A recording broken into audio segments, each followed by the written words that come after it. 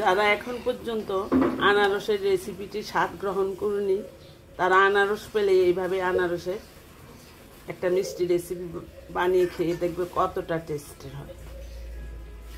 আনারসের এই recipe final look হলো এটা।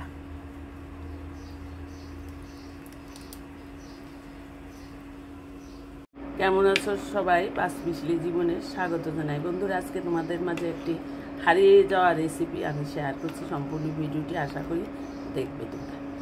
যারা ফেসবুক থেকে আমার নিয়মিত ভিডিও দেখো তাদের প্রতি রইল আমার অশেষ কৃতজ্ঞতা এবং ভালোবাসা।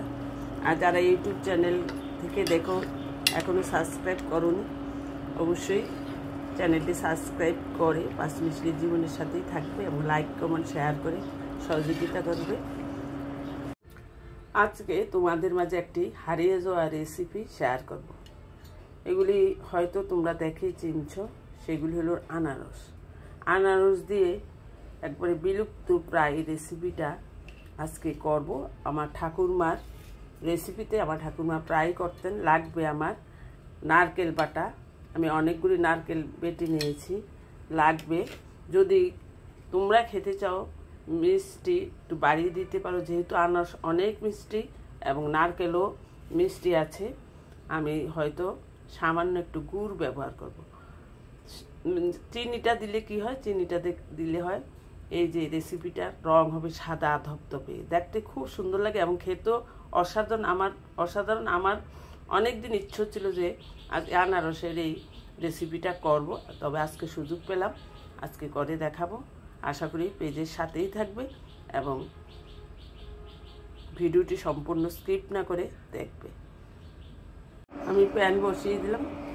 প্যানে দিয়ে দেবো তেল। খুব সামান্য তেল লাগে, খুব একটা বেশি তেল লাগে না, আর দেবো না। ফোড়নে দিব সরিষা। ফোড়নটা ফুটে উঠতে দিয়ে দিব আনারস।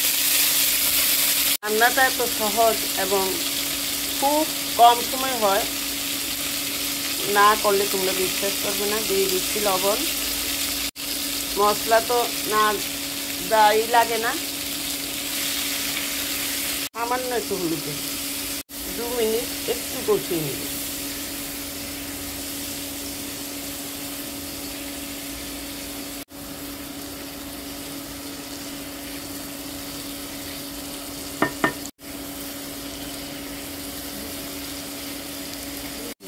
কষিয়ে নিলাম, দিয়ে দেবো এখন জল। আনারস সিদ্ধ না হওয়া পর্যন্ত ঢেকে রাখবো। দেখি আনারস সিদ্ধ হয়েছে কিনা। সিদ্ধ হয়ে গেছে আনারস। এখন দিয়ে দিব নারিকেল বাটা।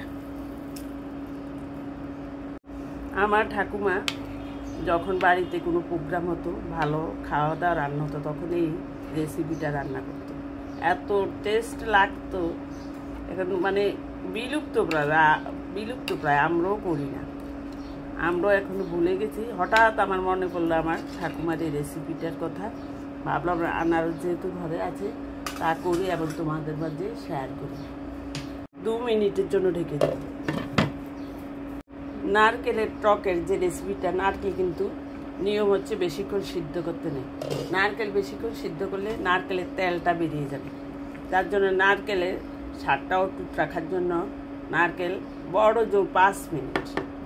এখন মিষ্টিটা চেক করে নিব, যদি মনে হয় যে একটু মিষ্টি দিতে হবে দেব। আমি সামান্য কিছু গুড় দিয়ে দিলাম।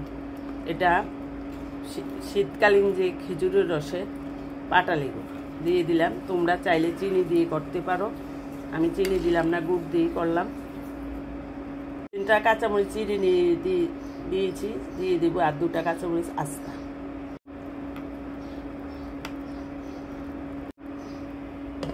আরও 2 মিনিটের জন্য ঢেকে দেব।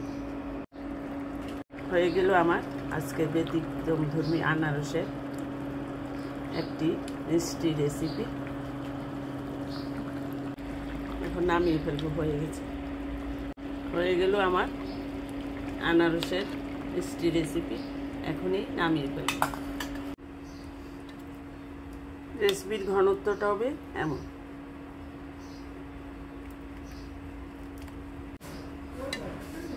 আনারসের এই রেসিপি ফাইনাল লুক হলো এটা।